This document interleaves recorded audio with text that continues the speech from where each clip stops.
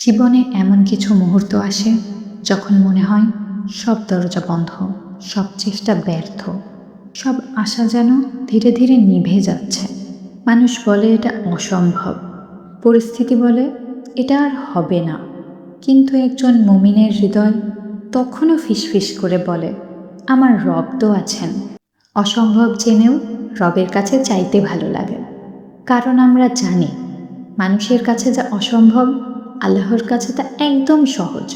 আর যখন কোনো কিছুর সিদ্ধান্ত নেন তখন তিনি শুধু বলেন কুন ফায়াকুন, অর্থাৎ হও, আর তা হয়ে যায়। ভাবুন তো, যে রব শূন্য থেকে এই বিশাল মহাবিশ্ব সৃষ্টি করেছেন, তিনি অন্ধকার রাতের কান্না শোনেন, যিনি হৃদয়ের অজানা কষ্টও জানেন, তার কাছে কি আমাদের সমস্যা বড় কিছু? আমরা অনেক সময় দোয়া করতে লজ্জা পাই, ভাবি এটা কি আদৌ সম্ভব? এত বড় চাওয়া কি আল্লাহ পূরণ করবেন?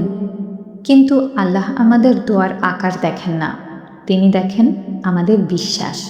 হয়তো তুমি এমন কিছু চাইছো যা ভেঙে গেছে, যা হারিয়ে গেছে, যা মানুষ অসম্ভব বলে দিয়েছে, কিন্তু মনে রেখো, দোয়া কখনো বৃথা যায় না।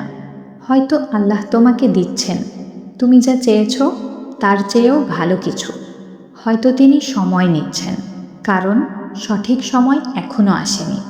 আর হয়তো তিনি তোমার দোয়ার বদলে তোমার বিপদ দূর করছেন, যা তুমি দেখতেও পাচ্ছ না।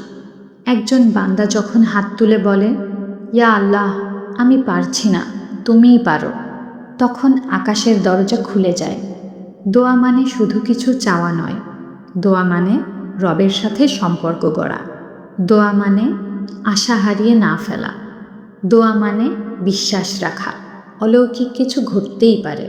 হয়তো আজ তুমি ক্লান্ত, হয়তো অনেক দিন ধরে অপেক্ষা করছো, হয়তো চোখের পানি ছাড়া আর কিছু নেই।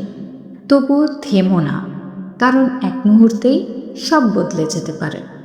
একটি কুন তোমার ভাগ্য বদলে দিতে পারে, একটি সিদ্ধান্ত তোমার অন্ধকার জীবনকে আলোয় ভরিয়ে দিতে পারে।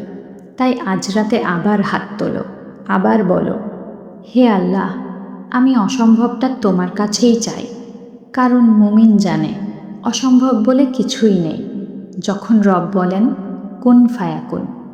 যদি এই ভিডিওটি আপনার হৃদয় ছুঁয়ে যায় তাহলে লাইক দিন, শেয়ার করুন এবং ইসলামিক রিমাইন্ডারের জন্য চ্যানেলটি সাবস্ক্রাইব করুন।